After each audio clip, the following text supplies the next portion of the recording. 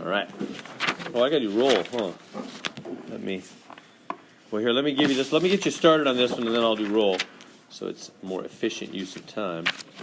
So, okay, so remember when they give us these triangles. No picture on this one, right? No picture?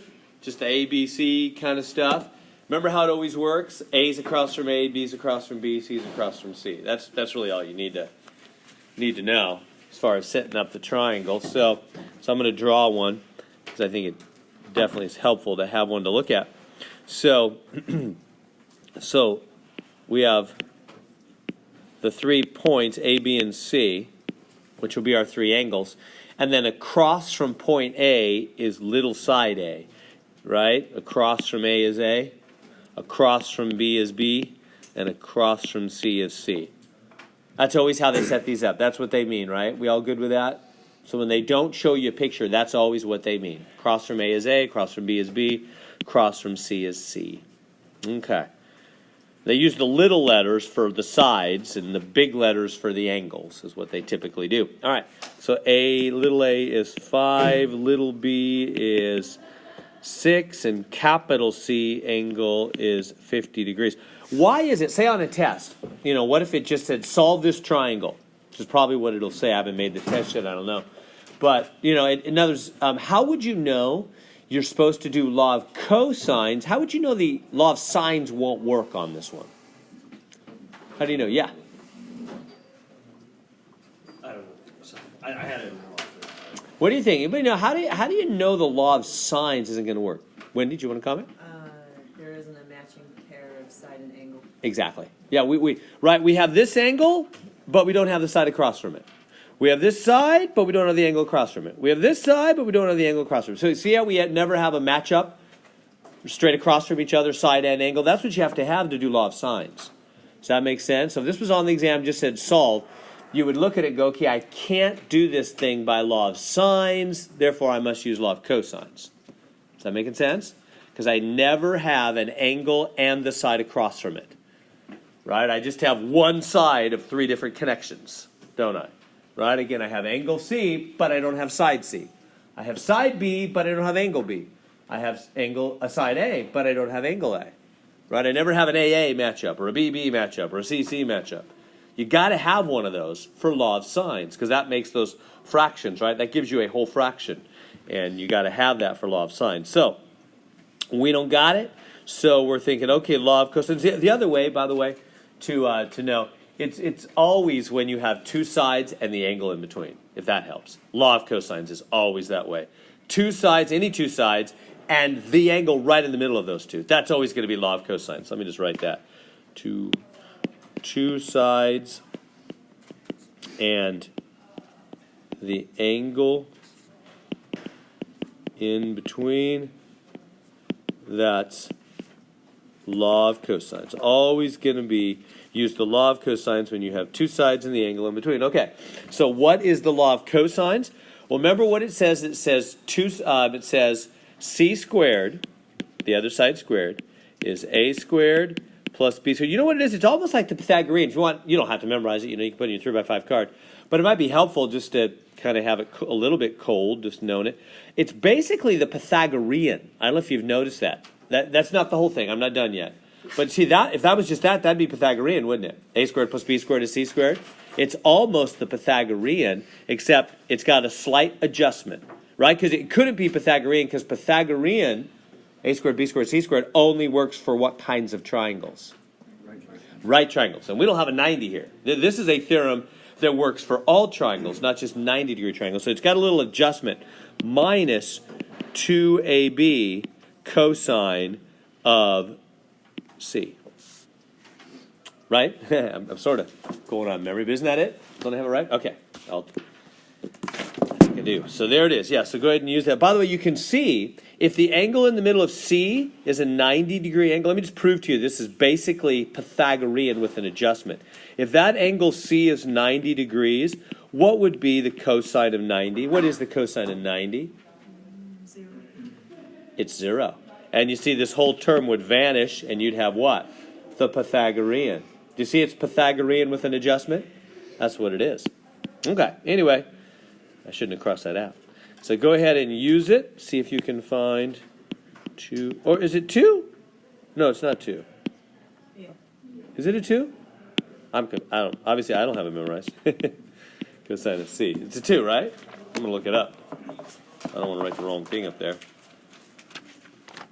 4.2. Yeah, it is a 2. It is a 2. So I think I forgot about that first time. 2ab cosine C. Right, exactly. All right, so there it is. Go ahead and use it. See if you can find C. Plug everything in. Crank that out.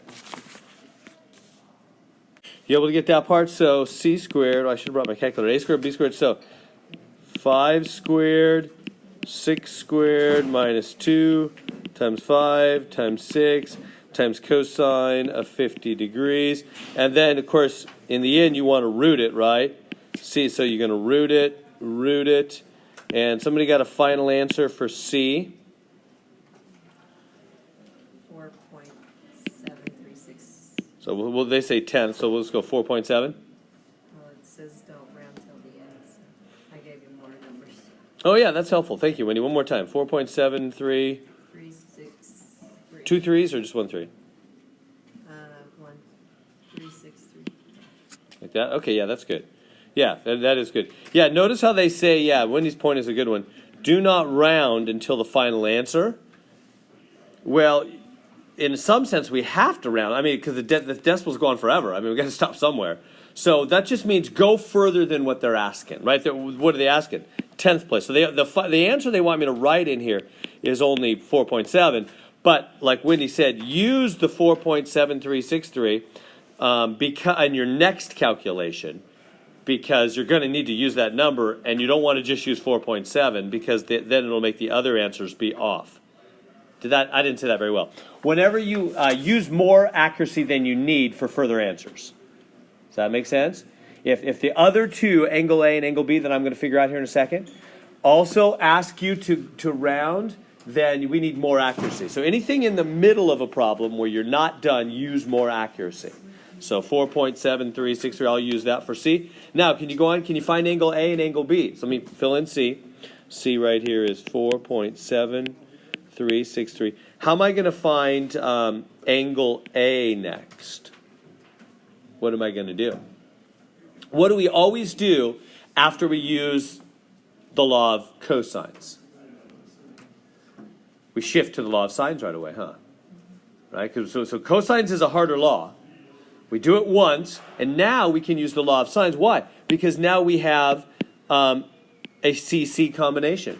We have angle C and side C.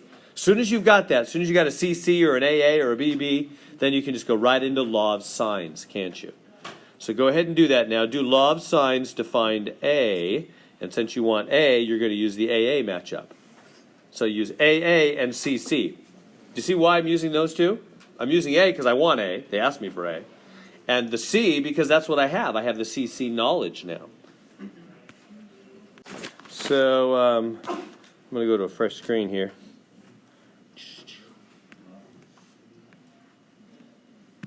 Okay, so we have A, B, C. We have little a is 5, little b is 6, and little c is 4.7363.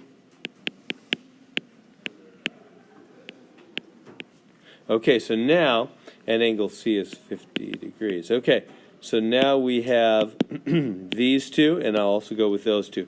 So the law of sines says that 5 over sine A is 4.7363 over sine 50 degrees. We good with that? Remember the law of sines? It's equal fractions with sine. And you can if you did those upside down, that's fine. It doesn't matter. It doesn't matter if the sides are in the top or if the sine of the angles is in the top. Either way, it'll work either way. It's the same because your next step is going to be to cross multiply, right? Which is going to make it all the same anyway. So then we'll have 5 sine 50 is 4.7363 sine A. We good there? And then, let's finish solving for A. So divide by 4.7363. 4.7363. Get kind of messy there. 4.7363. So we get sine of A equals whatever that number is. Here, I'm going to... Okay, so let's draw a triangle. Got A, B, C. Little a is 9. Little b is 8. Little c is 7. Like that. So they're just giving me those three sides. And now we got to find the three angles. So how are we going to do it? Well, we're going to have to use law of cosines because, again, we can't use law of sines. You see why? Because, again, we never have any AA combination or BB or CC. We don't have any angles. So we can't use law of sines, so we've got to use law of cosines. So go ahead. It doesn't matter which way. I'll just do the c squared again, I guess. C squared is a squared. You can do any of them. It doesn't matter which one you start with. 2ab cosine of c. So try that one.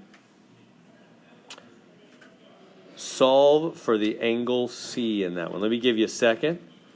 You'll get more out of it. Back to this problem. So 7 squared, a squared, b squared. So 9 squared plus 8 squared minus 2 times 9 times 8 cosine C. We good to there? So that's 49 is 81 plus 64 minus something, I don't know, 72, 144. Cosine C. All right, so now we're supposed to solve that. Well, I guess we can add those up. 81, 145 minus 144 cosine C. Like that. Okay, we get to there. Now, we're supposed to solve for C. So how are we going to do it? Well, first off, we're going to subtract 145. Like that, right? And I'll just do that in the calculator. Oops.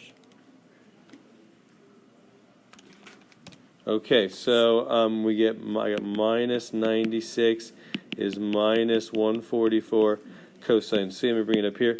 Minus 96 is minus 144 cosine C. So then divide by the minus 144 on both sides. Cosine C is, is that going to come out a nice number? Well, not really. So I'm just going to leave it. I'm just going to leave this 96 over 144. The two negatives canceled. And then C will be cosine inverse. You with me? Everybody see that? Cosine inverse. So hit cosine inverse of 96 over 144. I'm getting 48 degrees. 48 degrees for angle C. How are we doing on that? Did you guys get that? Is that okay? Using cosine inverse and everything there at the end? Everybody see what I did? You want to have some other numbers? Yeah, I probably better use some more accuracy because I'm about to now use this for further calculations, right? So I'm going to use 48.1897 degrees. So I'll use more accuracy because I'm about to now use, so you guys understand what I'm saying about this more accuracy thing. Whenever you're about to use a number for further calculation, you need more accuracy on it. So 18, whoops, come on. It's 1897 degrees. So there is angle C. So I'm going to use that now, and I'll jump into law of sines at this point, won't I? I'll jump into the law of sines to find one other angle, and then the third angle I'll find by subtraction. We all good with that? Is that making sense? Can I flash off that and go to a new page? Everybody got that okay? You guys get that angle? Anything I can answer on that? The funny thing is I add them together, I get 179. So all that rounding. The rounding affects things, doesn't it? Number 5 here. So let me redraw our triangle. A, B, C. And we're saying 7, 8, 9. And we're saying this angle is 48.1897. 97 degrees. And this is little c. This is little b. This is little a. Okay, so now to find something else, find another angle. Basically, you just match up this pair. Now we have a CC pair, don't we? Now we have a CC pair. We have side C and angle C. So we can say, all right, 7 over sine. Now I'm going to go to law of sines. That's what we always do on that. Now I'm going to go to law of sines, and you can do it with either other pair. It doesn't matter. Maybe I'll do BB, whatever. So 8 over sine B. Good? Everybody seeing that? So once you get one of the angles, then we always just use law of cosines once. Is everybody catching on to that? See how that always works? We use law of cosines once, and then we always shift to law of sines, which is easier. Because then we have a combo. We have a CC combo. So now we can switch, diagonal, diagonal. 7 sine B is 8 sine of the 48.1897 degrees. So I'm going to take sine of that. I'm just using it on my screen. Sine of the answer times 8, and then divide by 7 there.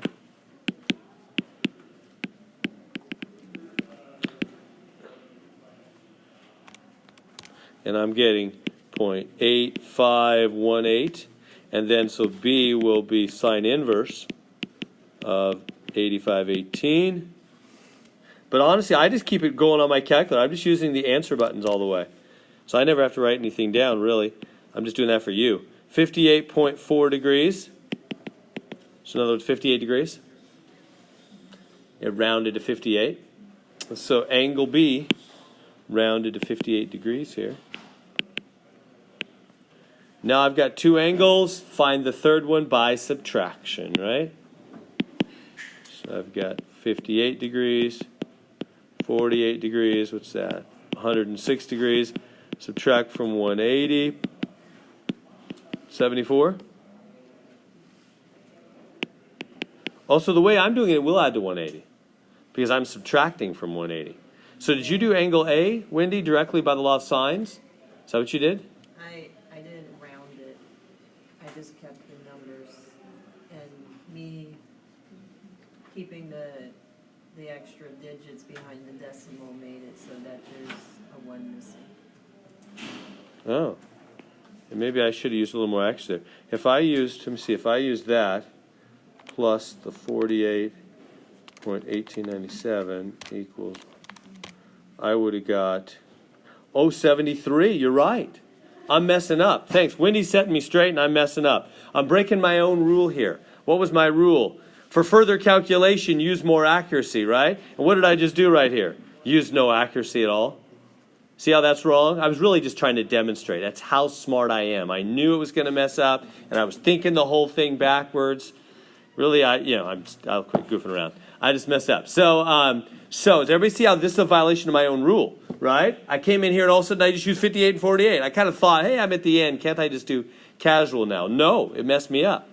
You have to use more accuracy, right? Whenever you're using a rounded number in a further calculation. So what am I saying? I shouldn't have used 58 and 48. I should have used what it told me right here.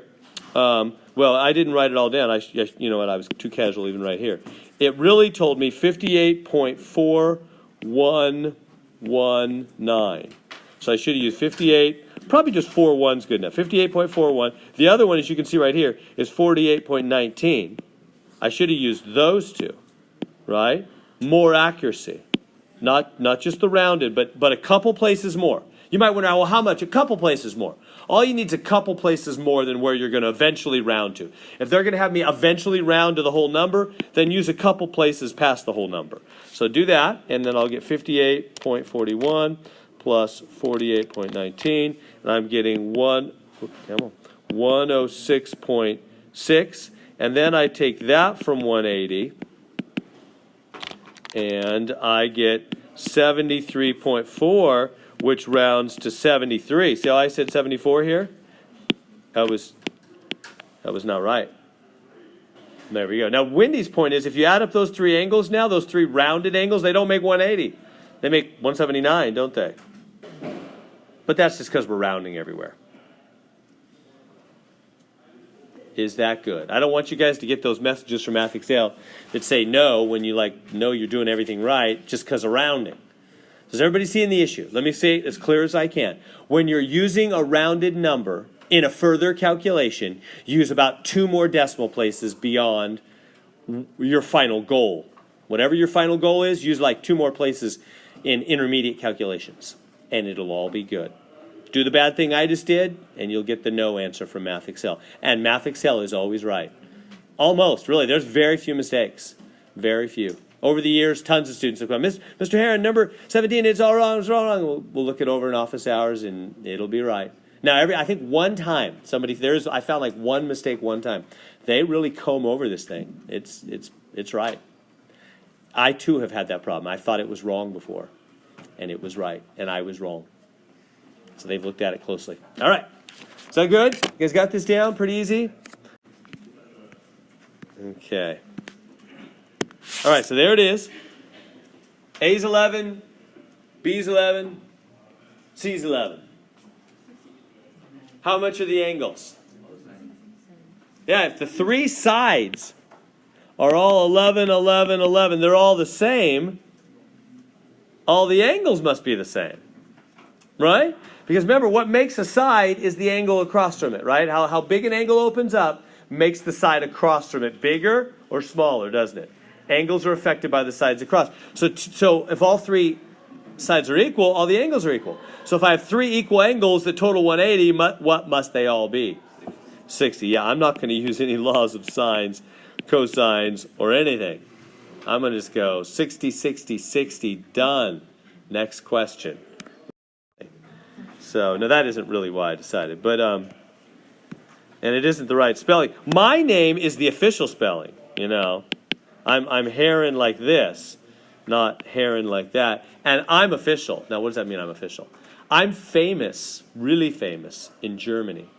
My last name is super famous. That is true. In fact, I would say my last name in Germany is on more places than any other name. Is that true?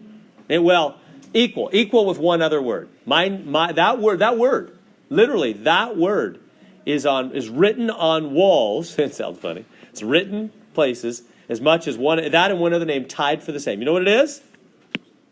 It means men. It's on all the bathrooms.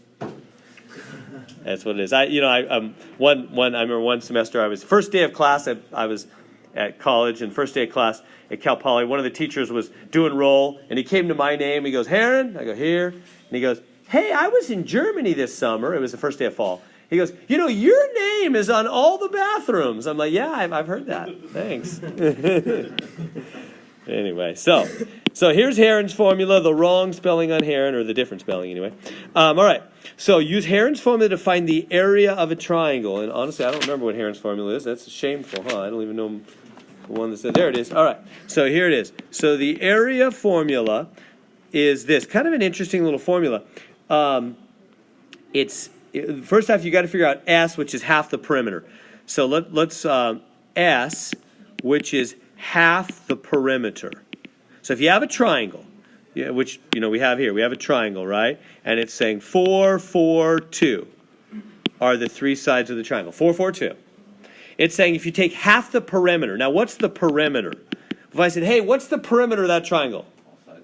All sides added, right? You guys know what I mean? Perimeter just means outer edges, right? So perimeter would just be little a plus little b plus little c, half of it. So S is half of the total length of all the sides, half of the perimeter. Well, if you take that little S thing, this is a way of finding area just given the 3 sides, knowing nothing about the angles, which is kind of weird.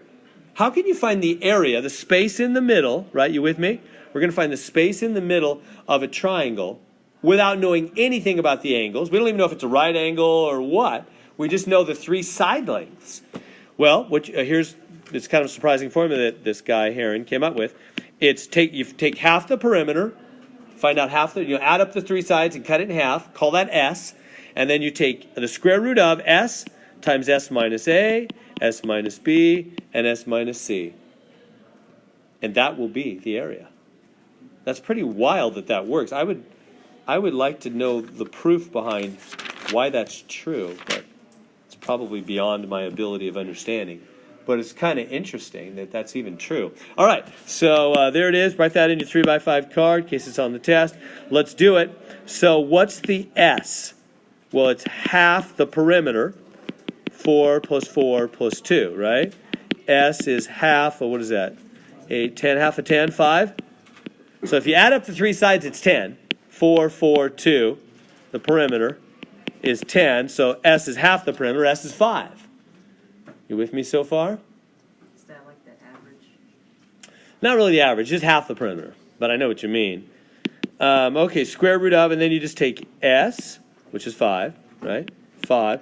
Then 5 minus A, 5 minus B, and 5 minus C.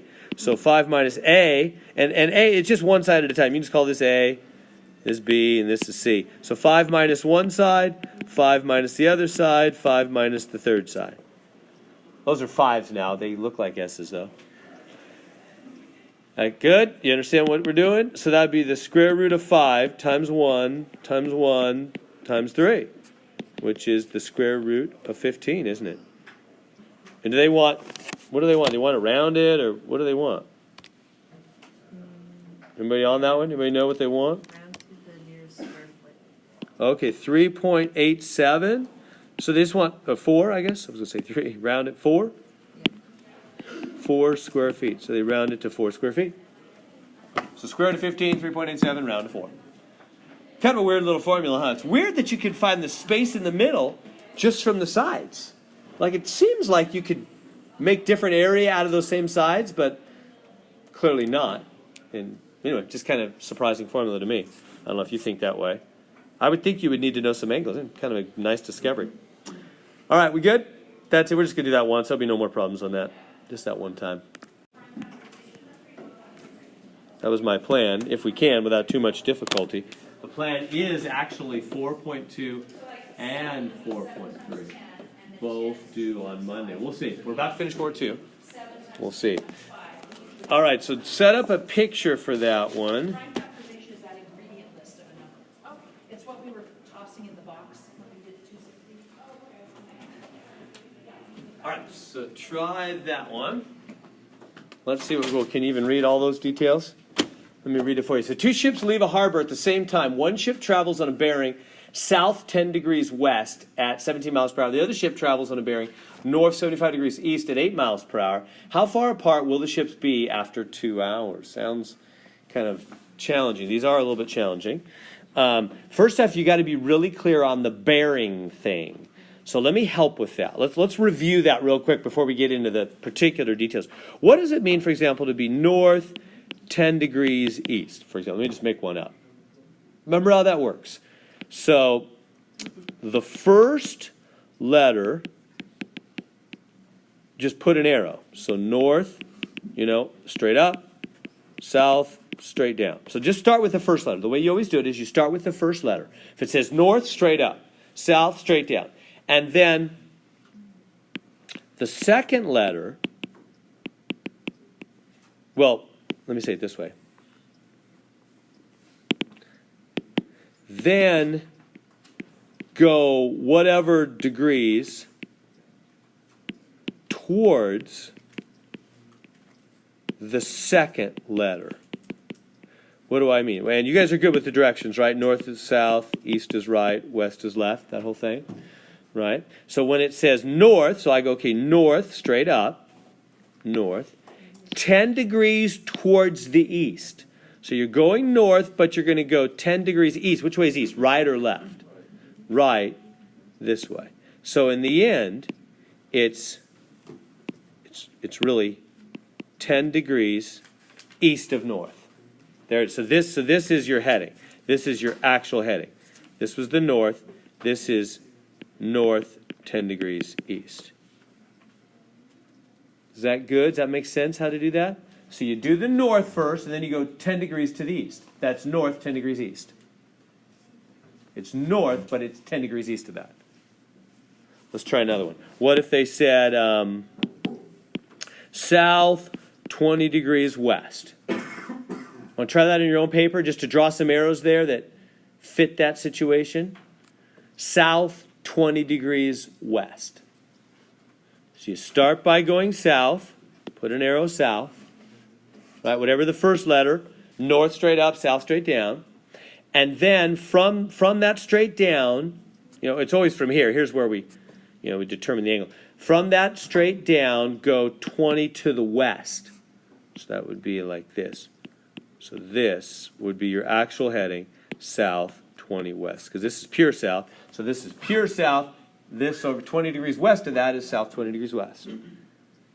Is that making sense on that? Is that okay? Want to try another one of those? Is that good? Let me give you one. What if we said north 60 degrees west? Try that. See if you can just draw that direction. I'll give you just a second on that.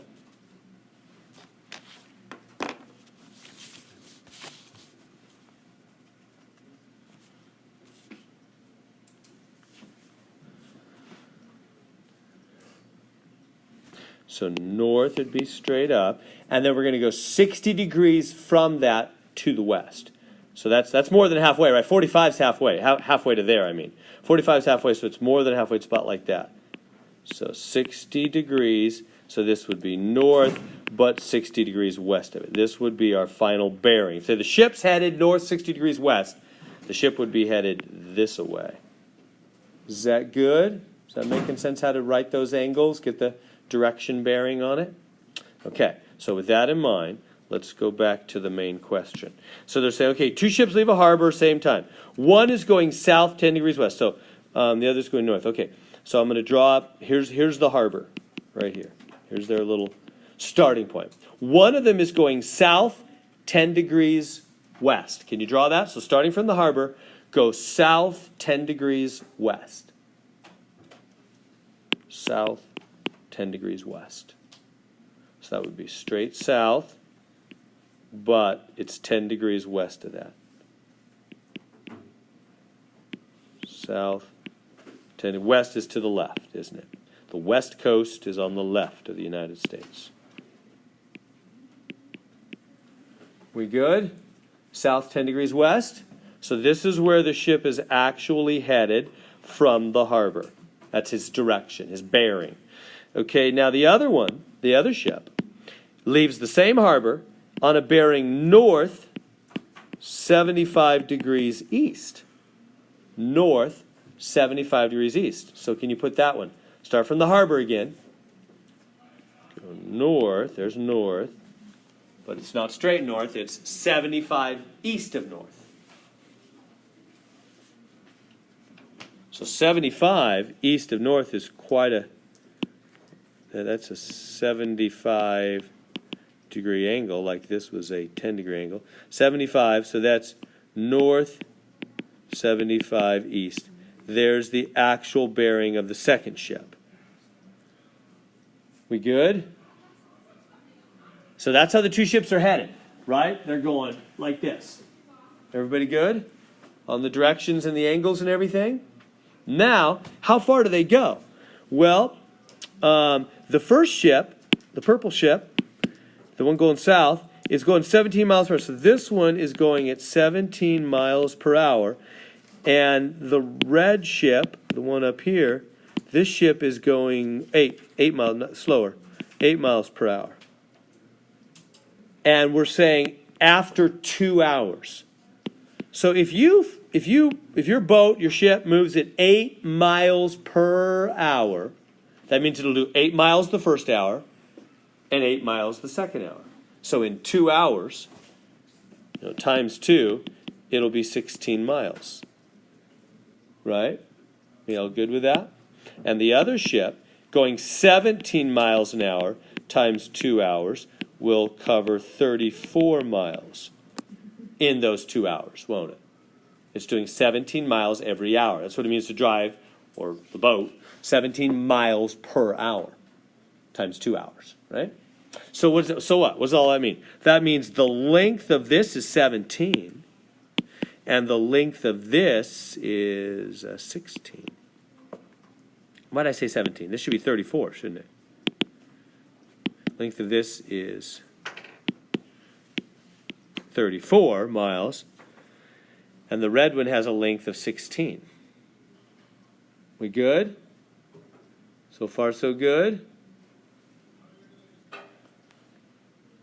So really, this one's shorter, isn't it? Let me draw it shorter so it looks more realistic. This one's shorter. It's only 16 to here. It's shorter. Okay, got everybody good with all that? And then their final question is, how far apart? The distance between the two ships after those two. How far apart are they? Well, this ship's here. This ship's here. Distance is always straight line. That line is the distance between those two ships after 2 hours. Y'all good with how I got that whole map thing? Everybody seeing that?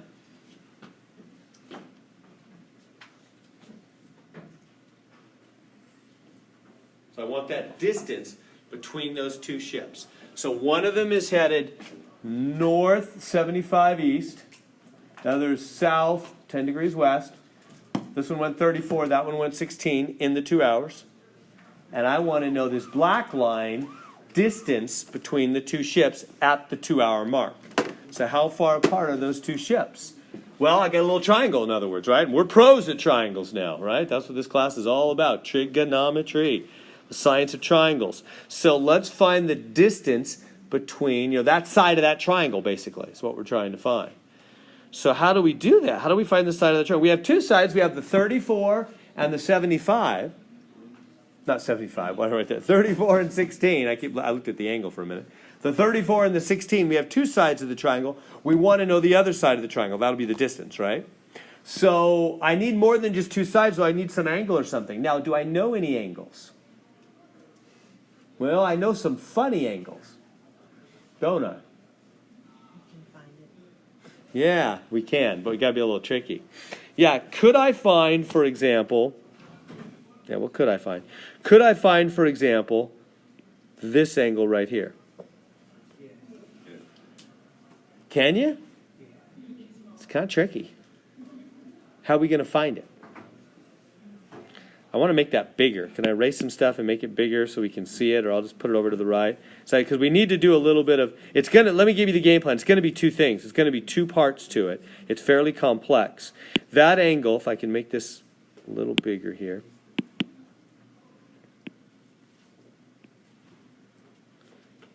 And then make this one. Yeah, it'll be a little better. Not so long. Make this one a little longer. Okay. And then connect them up.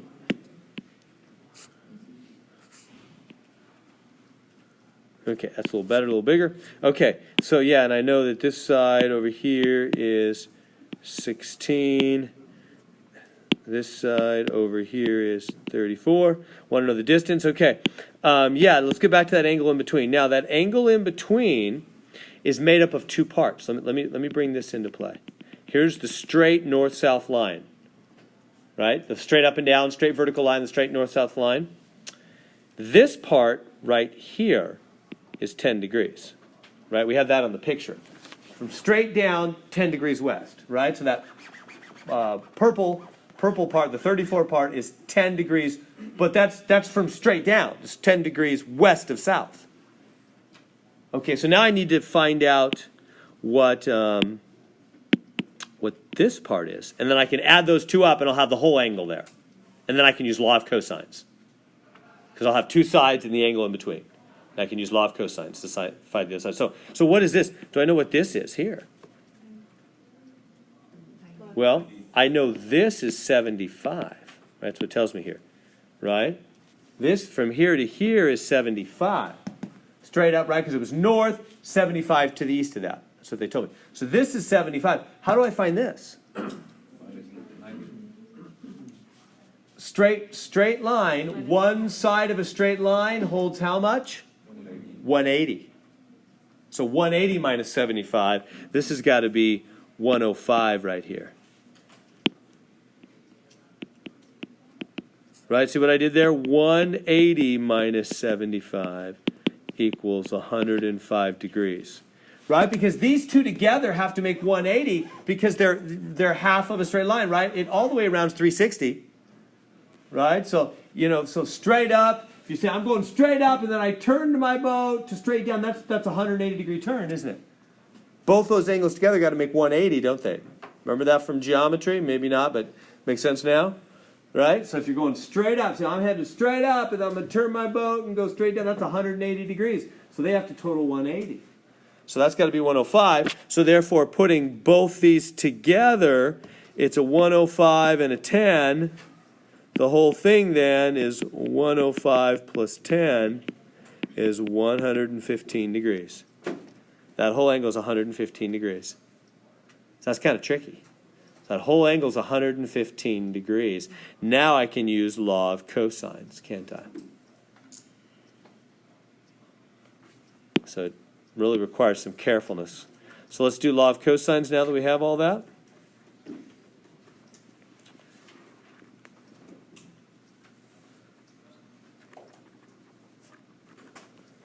The law of cosines says that c squared is a squared plus b squared minus 2ab cosine c. So c squared, the side we're looking, call this c, the side we're looking for, is the other two sides squared, 34 and 16 squared, minus 2 times 34 times 16 times the cosine of the angle in between, 115 degrees.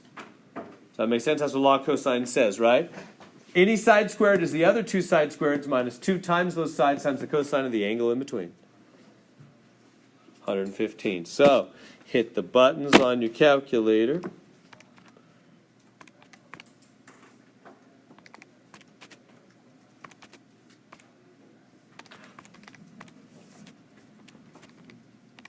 I'm getting c squared is 1871.80.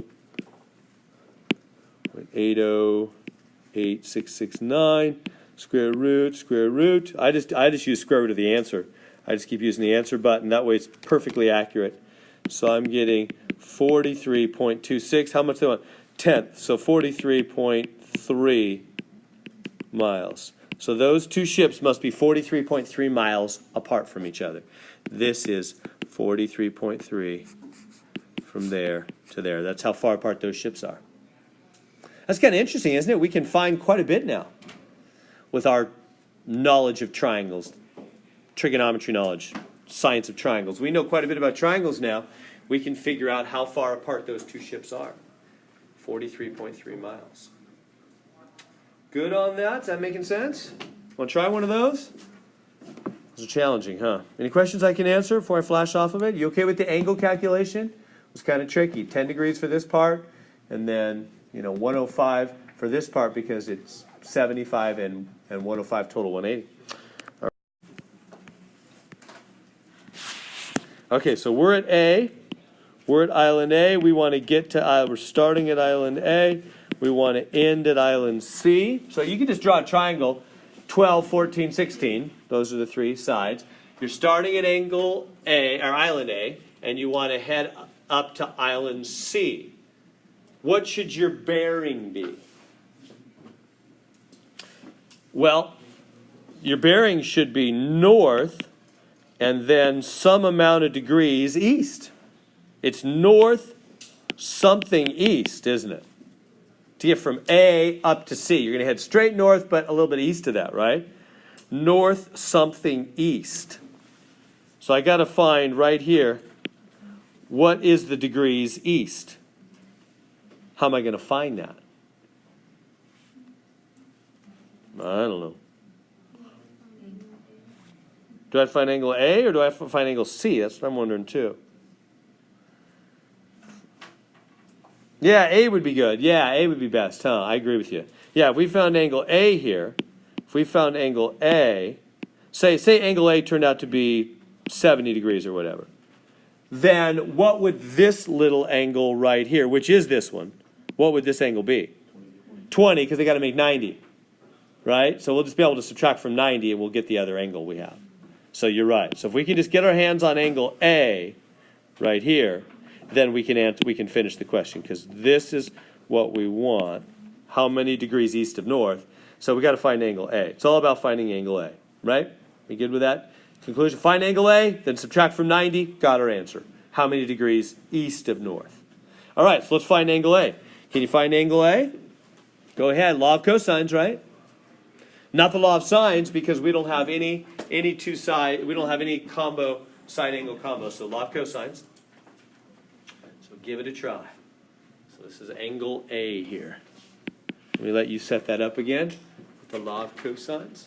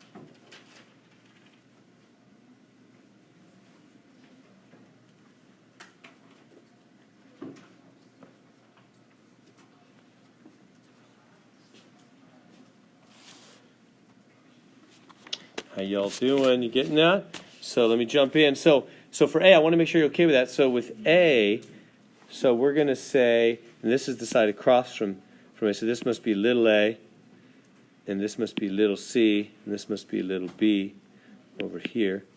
So we're trying to find A, so we're going to use the law of cosines, which says A squared is B squared plus C squared minus 2BC cosine angle A. Did you see how I chose that setup? Why? Because I'm trying to find angle A, so you start with little side A. Do you see how the law of cosines works? Remember, there's 3 ways to write the law of cosines. You can start with A, start with B, or start with C. How do you know what you want? Well, I'm trying to find angle A, so I want to start with side A. They go together. So that's what I'm going to do. So let's give it a try. So this would be 16 squared is B squared. And you see how I came up with A, B, and C? Remember? Island A is across from side A. Everybody see what I'm doing there? Island B is across from side B. Island C is across from side C. Remember, they're always across from each other. And again, I want angle A, so start with side A in the cosine, law of cosines. So B squared, which is 12 squared, C squared, which is 14 squared minus 2 times 12 is 14 cosine A. We good to there? So use your calculator. 256, 144. What is 14 squared? 196 minus 2 times 12 times 14. 336 cosine A. Like that. And that's 256, 144 plus 196. What is that? 340. Cosine A. And subtract 340. So what is that? That is minus 84 is minus 336 cosine A. We good to there? And then divide both sides by minus 336. So get cosine A, and I'm gonna leave it 84 over 330. I'm just gonna cancel the 2 negatives. So then A is cosine inverse of 84 over 336. And I'm getting 75 degrees. 75.5 actually, huh? 75.52 degrees. And that's A, but we're trying to find this angle right here, which is how much east of north for our bearing.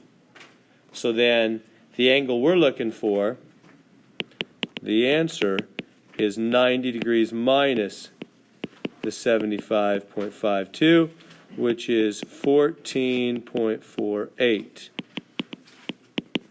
isn't it? 14.48. So 14.48 degrees east of north. So it's north. So the final answer is north 14.40. I don't know how much they want you to round. North 14.48 degrees east. That's the bearing for the ships. That's how they would calculate this kind of thing. Does that make sense? Now, I know in reality, they have like electronic equipment that calculates all that. But somebody is paid to program that electronic equipment, and they're paid quite nicely. You learn all this stuff, there's good jobs. Not you might, well, yeah, ship captain, so I mean, true, but they probably actually have to know a fair bit of this.